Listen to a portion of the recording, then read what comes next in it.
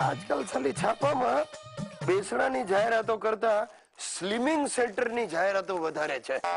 2 દિવસમાં 2 કિલો વજન ઘટાડો, તમારી કમરને કરીના કરતા પાતળી બનાવી દો. હું પાતળી બનાવે અને આ બધું વાંચી વાંચીને મારી બૈરીને સુરાતન ચડ્યું છે સાહેબ. હેલ્થ કોન્શિયસ બની ગઈ છે સુશીલા. એટલી હેલ્થ કોન્શિયસ કે મને ક્યાંક અનકોન્શિયસ કરી નાખશે સાહેબ. એનું રૂટીન તમને જણાવ.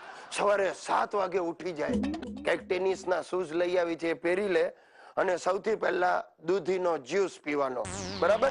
પછી આમ હાથ હવામાં ઉપર લઈ જાય, વાંકી વળે, ઘૂંટણને લગાડે, 2 વાર આવું કરે ને પછી 2 મુઠ્ઠા અખરોટ ખાઈ લે.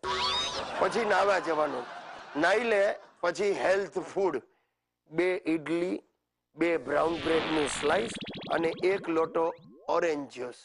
આ ગટગટ આવી જાય. અને પછી શું તો કે વોકિંગ. ક્યાં? ઘરમાં જ. આમ 2 આંટા મારે, બારીથી બારી 2 આંટા મારે. આપણે વોકિંગ કહીએ ને તો જરા સારું લાગે. બસ આ એનો સવારનો રૂટીન. હવે આ બધું જોઈ જોઈને છે ને અમારો હિતિયો પણ ઉશ્કેરાયો છે એની મમ્મીને જોઈને.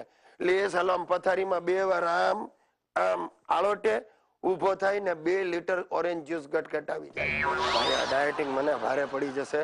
લંચમાં બોઇલ્ડ વેજીટેબલ્સ, ભાજી અને જુવારની 1 રોટલી. એ સિવાય પછી જો દિવસ દરમિયાન થોડી થોડી વચ્ચે ભૂખ લાગે ને તો ખાખરા, બિસ્કિટ અને ડાયટ ભેલ. સમજ્યા તમે? થોડી થોડી વારે ખાવાનું, એવું કંઈક કે છે આ લોકો. અને રાત્રે જમવામાં ફક્ત ફાડાની ખીચડી.